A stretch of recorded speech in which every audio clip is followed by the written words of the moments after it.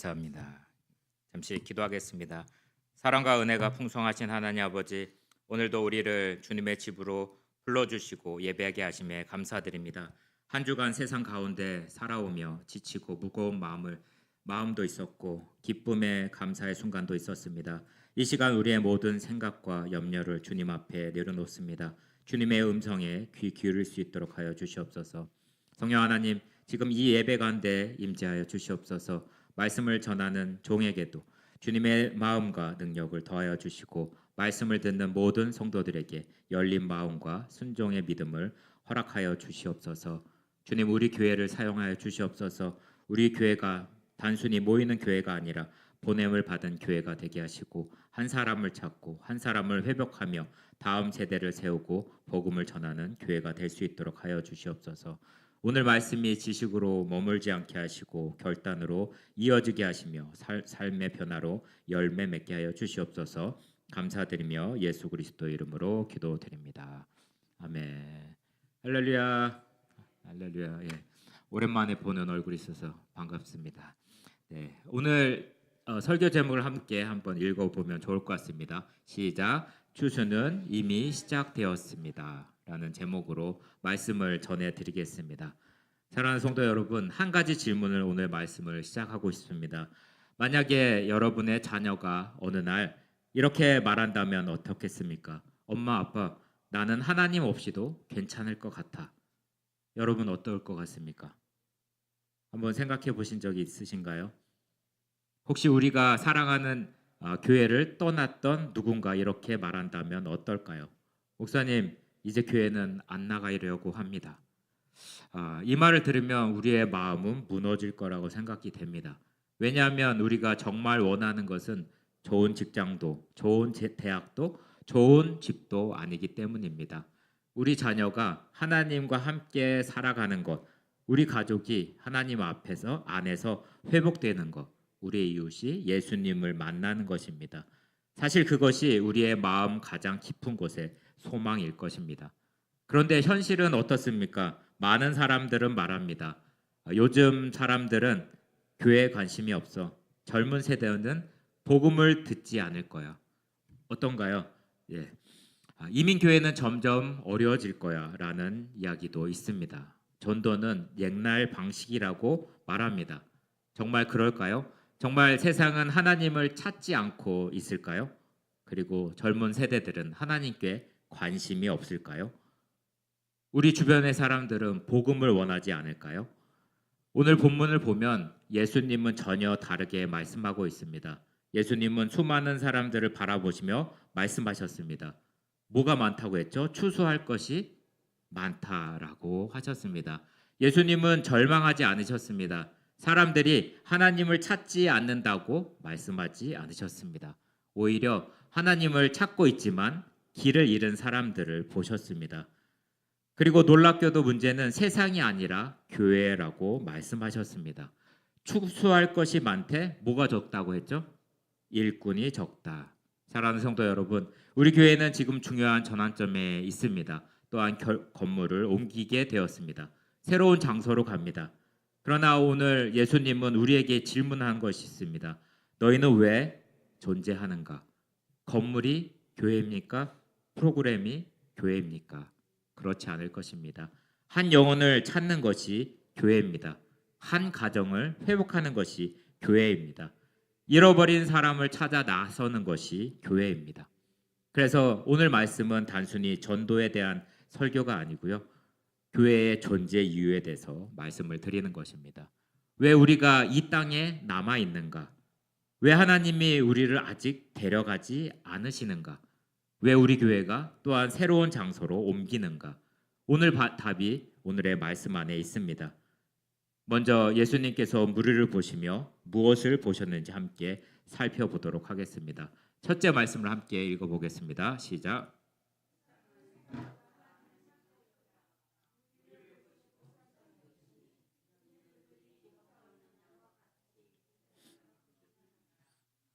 예수님은 군중 속에서 문제만 보신 것이 아니라 하나님을 갈망하는 영혼들을 보셨습니다.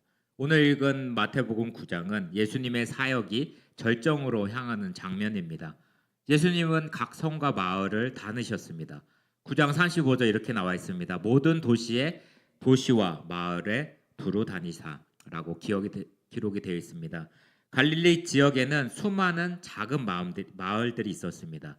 예수님은 회당에서 가르치시고 천국 복음을 선포하셨고 병든 자를 고치셨습니다. 예수님은 사람들을 피하지 않으셨습니다. 오히려 사람 안으로 들어가셨습니다. 흥미로운 것은 예수님이 본 것이 단순히 군중이 아니라는 것입니다. 본문을 보시면 보시고라는 말은 단순히 눈으로 본 것이 아니라 아주 깊이 관찰하고 이해했다는 의미입니다. 사람들은 보통 뭘 보죠? 결혼하기 전에, 사귀기 전에 겉모습을 보게 됩니다. 또 뭘 볼까요? 그가 하는 학교나 직업을 보게 되고요. 성공 여부를 보게 됩니다. 그러나 예수님은 사람들의 마음을 보셨습니다. 웃고 있지만 울고 있는 사람, 성공은 했지만 공허한 사람, 가족은 있지만 외로운 사람, 교회를 다니지만 하나님을 만나지 못한 사람, 예수님은 그들의 내면을 보셨다는 것입니다. 여기에서 아주 중요한 단어가 나옵니다. 불쌍히 여기시사. 당시에 헬라인들의 감정의 중심은 어디라고 생각을 했냐면 심장이 아니라 창자라고 생각을 했습니다. 그래서 이 단어는 창자가 끊어질 듯 아프다라는 뜻입니다. 속이 뒤집힐 정도로 가슴이 아프다는 뜻입니다. 예수님의 긍휼은 단순한 동정심이 아니라 멀리서 안타까워하는 정도가 아니었습니다. 직접 그들의 아픔을 품는 사랑입니다. 예수님은 죄인들을 보고 정죄하지 않으셨고요. 병자를 보고 피하지도 않았습니다. 세리, 창기를 보고 외면도 하지 않았습니다. 예수님의 첫 반응은 언제나 긍휼이었습니다. 오늘날도 마찬가지입니다. 예수님은 세상을 보실 때 왜 저렇게 살까라고 말씀하지 않습니다.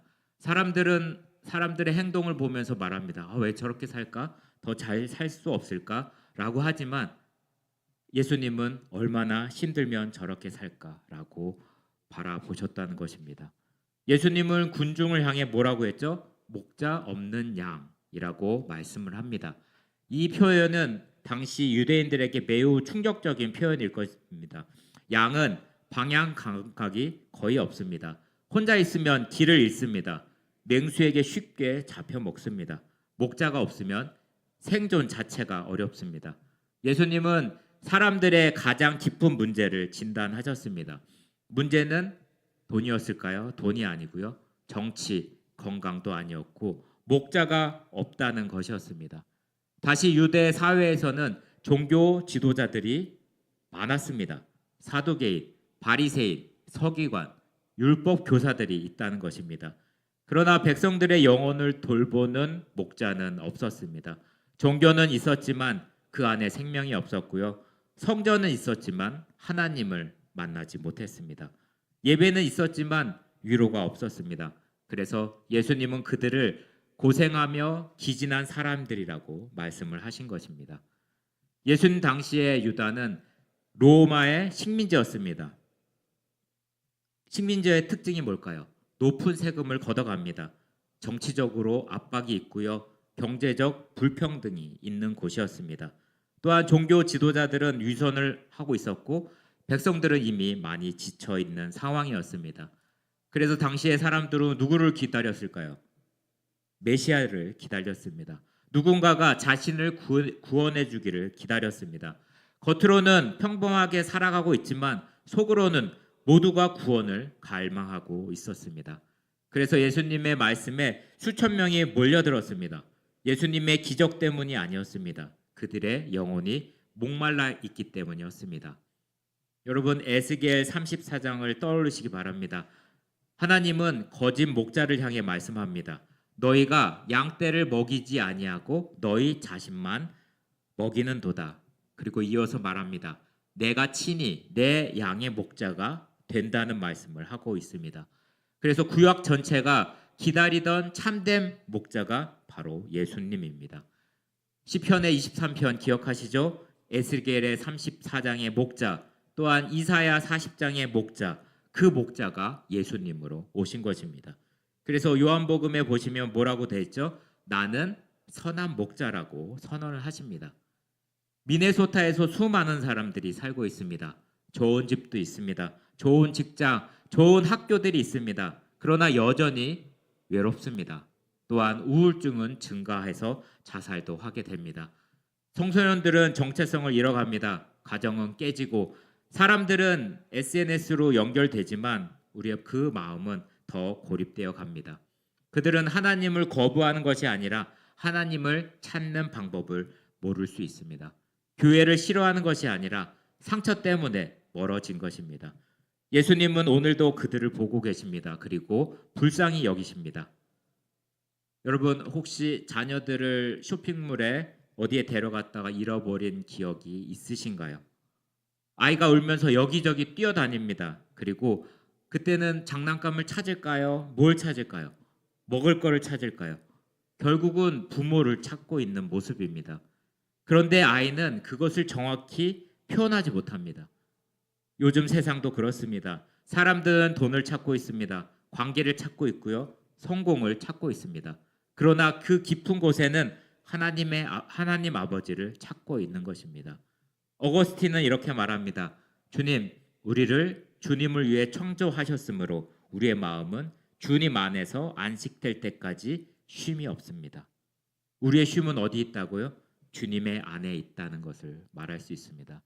그러므로 전도는 사람들에게 하나님을 강요하는 것이 아닙니다. 이미 하나님을 찾고 있는 사람에게 길을 보여주는 것입니다. 전도는 논쟁이 아닙니다. 인내고요. 정복이 아니라 초청이라는 것을 기억하시기 바랍니다. 예수님처럼 먼저 보고 불쌍히 여기고 먼저 다가가는 것입니다. 말씀을 함께 읽어보겠습니다. 세상은 생각보다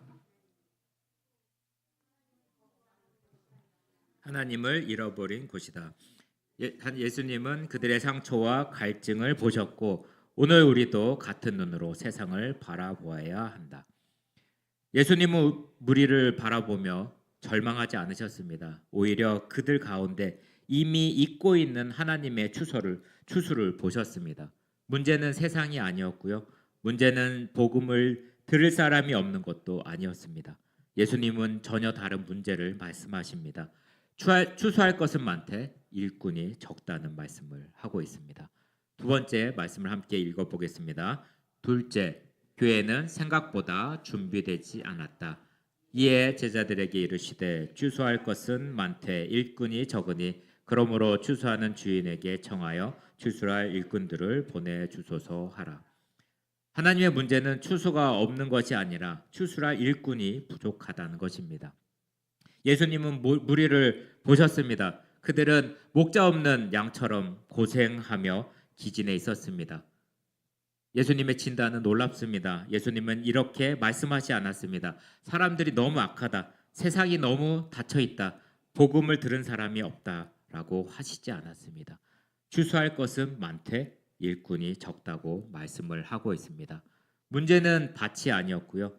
곡식도 아니었고 문제는 바로 일꾼이었습니다.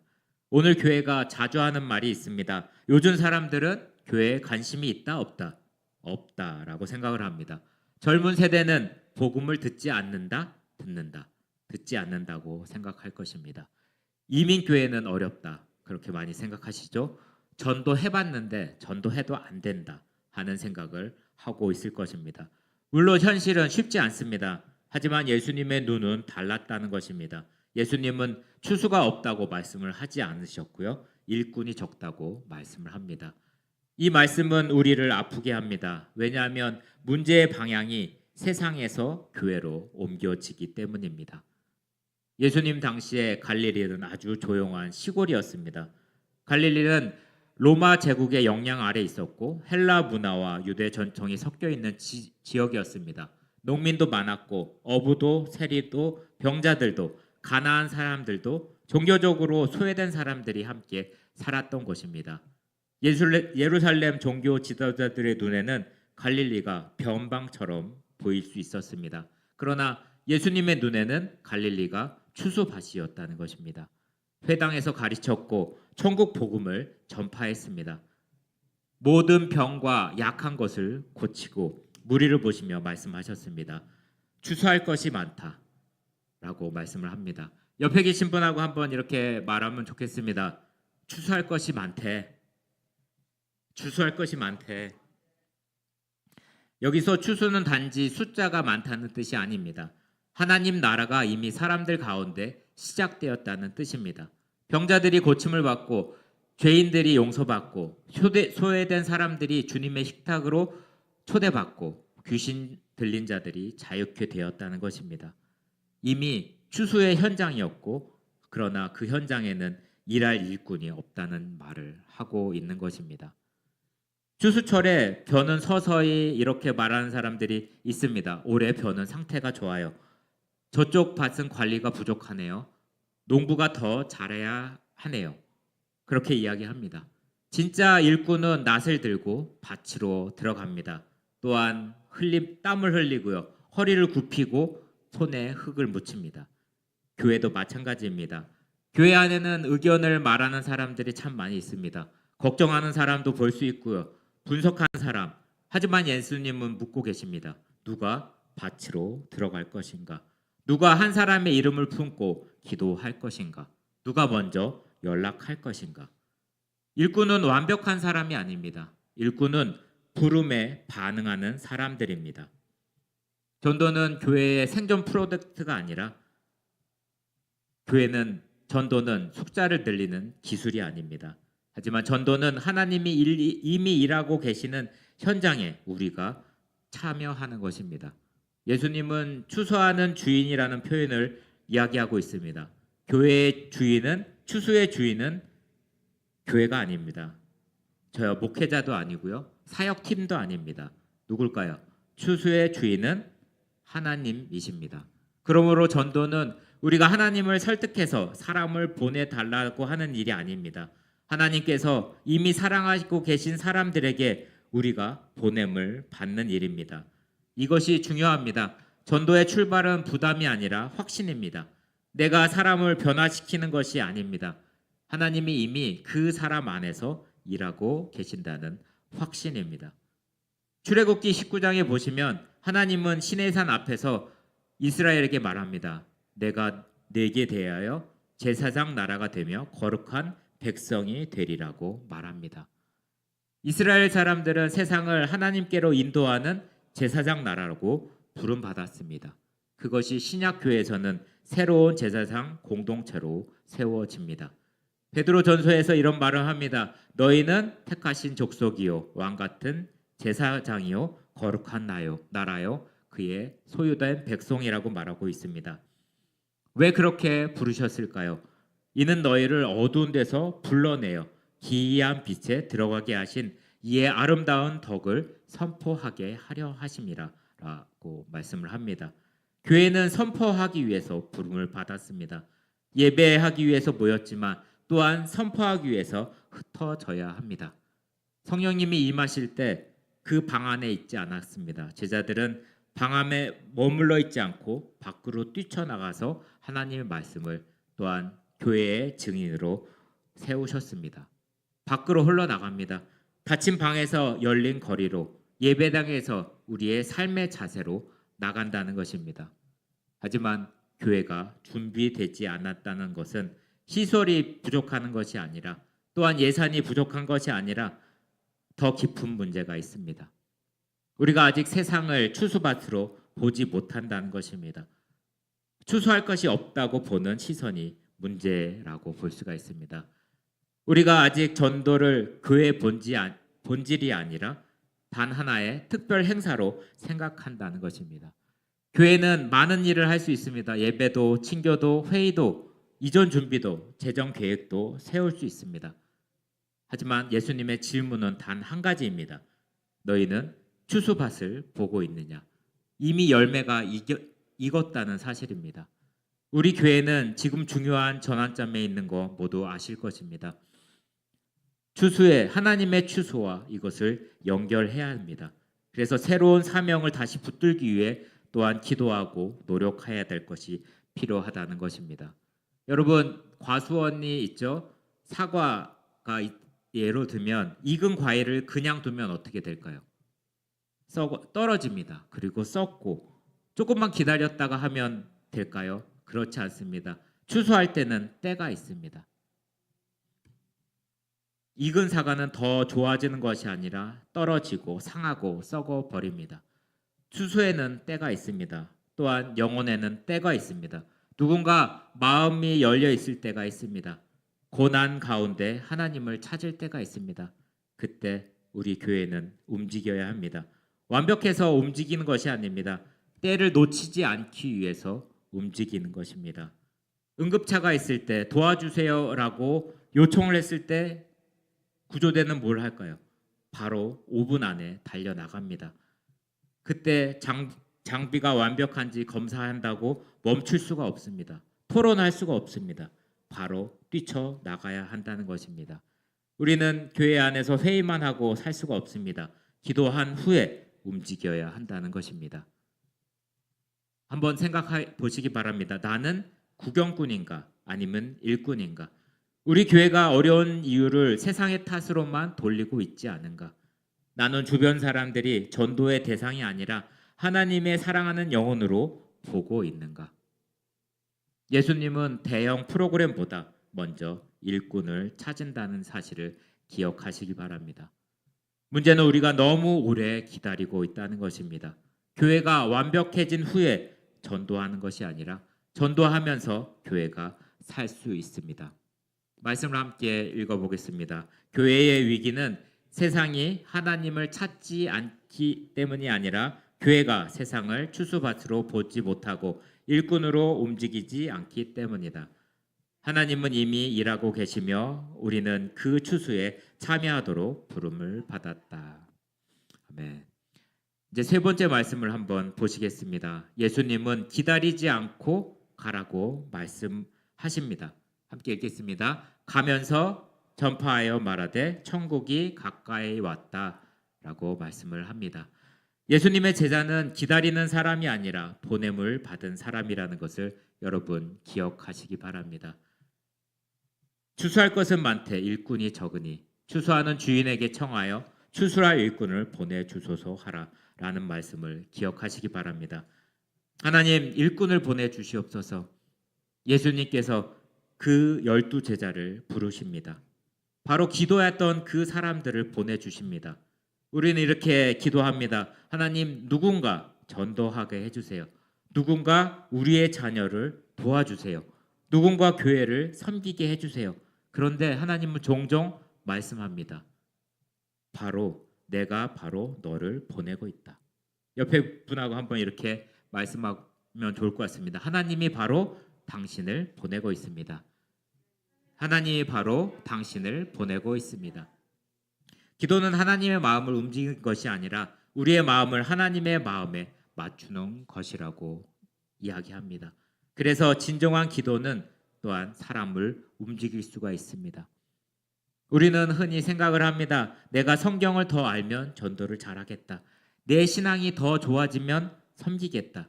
내가 준비되면 시작하겠다 하는 말을 합니다. 하지만 예수님은 준비되면 가라고 말씀을 하기보다 가면서 배우라고 말합니다. 그리고 그 본문은 가면서 전파하라고 기록이 되어 있습니다. 신앙은 앉아서 배우는 것으로 자라지 않습니다. 순종을 할 때, 걸어갈 때 자라납니다. 전도도 마찬가지입니다. 한 번의 전화, 한 번의 식사, 한 번의 초대, 한 번의 문자 하나가 우리의 작은 순종 가운데 하나님은 우리를 사용하신다는 것입니다. 예수님은 제자들을 세상으로 보내셨습니다. 당시의 유대교는 예루살렘 중심이었습니다. 사람들이 어디로 와야지 예배를 드릴 수 있어서 성정으로 와야지 예배를 드릴 수 있었습니다. 하지만 예수님은 마을로, 집으로, 그 길 위로 사람들이 있는 곳으로 제자들을 보내셨습니다. 10장 1절에 이런 말씀이 있습니다. 더러운 귀신을 내쫓으며 모든 병과 모든 악한 것을 고치는 능력을 주시나니. 예수님은 먼저 보내지 않았습니다. 권위를 주시고 보냄을 받은 후에 은혜가 찾아오게 하셨습니다. 사명은 언제나 부르신 다음에 옵니다. 하나님은 무장시키지 않고 정전터에 보내지 않습니다. 제자들은 부족했지만 예수님은 충분했습니다. 그래서 전도는 내 능력으로 하는 것이 아니라는 사실을 기억하시기 바랍니다. 교회의 본질은 모이는 데 있지 않습니다. 흩어지고 보냄을 받는 데 있습니다. 예배는 종착역이 아니라 바로 출발점이라는 것을 기억하시기 바랍니다. 여러분, 너는 복이 될지라 라는 것을 기억하실 것입니다. 하나님은 복을 받으라 라고 했을까요? 더 나아가 너 자체가 복이 되어 복을 나누는 사람으로 살라고 이야기를 하고 있다는 것입니다. 사랑하는 성도 여러분, 우리 교회가 특별한 시기를 지나고 있습니다. 교회를 장소를 옮기고 하나님은 건물만 옮기고 계신 것이 아닙니다. 우리의 시선과 또한 우리 사명을 옮기고 계십니다. 와이자라에서 필그림 교회로 이동하는 것은 단순한 주소 변경이 아니라 사명의 재확인이 될 것입니다. 다음 세대를 세우는 것도 같은 이유가 될 수 있습니다. 하나님께서 지금도 사람들을 찾고 계시기 때문입니다. 교회가 존재하는 이유는 건물을 유지하기 위해서가 아닙니다. 바로 영혼을 찾기 위해서라는 것을 기억하시기 바랍니다. 내가 기도하는 그 사람에게 연락해 보았냐 하는 주님의 음성을 들으시기 바랍니다. 내가 걱정하는 영혼을 위해 식사 한번 대접했느냐라는 것을 여러분 삶 가운데 기억하시기 바랍니다. 사랑하는 성도 여러분, 예수님은 우리에게 세 가지를 말씀하셨습니다. 세상은 생각보다 하나님을 찾고 있다는 사실, 두 번째, 교회는 생각보다 준비되지 않았다는 것, 그리고 기다리지 말고 가라는 말씀을 하고 있습니다. 여러분, 추수는 이미 시작되었습니다. 지금 하나님께서 하고 계시는 일이 추수를 하고 있는 일일 것입니다. 여러분 함께 결단의 기도를 하면서 같이 기도하겠습니다. 결단의 기도를 띄워주시고요. 함께 읽겠습니다. 주님, 제게 추수밭을 보는 눈을 주옵소서. 주님, 제가 그 한 사람에게 가게 하옵소서. 주님, 우리 교회를 추수하는 교회로 사용하여 주시옵소서. 주여 한번 외치시고 통성으로 기도하겠습니다. 주여! 하나님 아버지 감사합니다. 오늘 말씀 가운데 예수님처럼 사람들을 볼 수 있도록 주님 허락하여 주시옵소서. 문제와 또한 허물보다 영혼을 보게 하시고 비판보다 긍휼한 마음을 보게 하여 주시옵소서. 저희 주변에 하나님을 찾고 있는 한 사람을 보게 하시고 그 영혼을 향한 주님의 마음을 품게 하여 주시옵소서. 주님, 기도만 하는 사람이 아니라 순종하는 사람이 되게 하여 주시옵소서. 두려움과 핑계를 내려놓게 하시고 이번 주 하나님께서 제 마음에 주신 한 사람에게 먼저 연락하며 또한 다가갈 수 있도록 하여 주시옵소서. 먼저 사랑할 수 있도록 사랑을 부어 주시옵소서. 주님의 손과 발이 되게 하여 주시옵시고 주님의 이름을 사용하여 권능을 사용할 수 있는 저희들이 될 수 있도록 하여 주시옵소서. 추수의 주인이신 하나님, 우리 교회가 건물만 옮기는 것이 아니라 사명을 붙드는 교회가 되게 하여 주시옵소서. 드려질 예배마다 잃어버린 영혼들이 돌아오게 하시고 또한 우리의 전도와 우리의 사역을 주님 축복하여 주시옵소서. 복음의 열매를 허락하여 주시고 또한 다음 세대가 예수님의 제자로 일어날 수 있도록 하여 주시옵소서. 우리 교회를 통해 한 사람이 살아나고 한 가정이 회복되게 하여 주시옵소서. 한 세대가 주님께 돌아오는 은혜를 주님 허락하여 주시옵소서. 주님 감사드립니다. 주여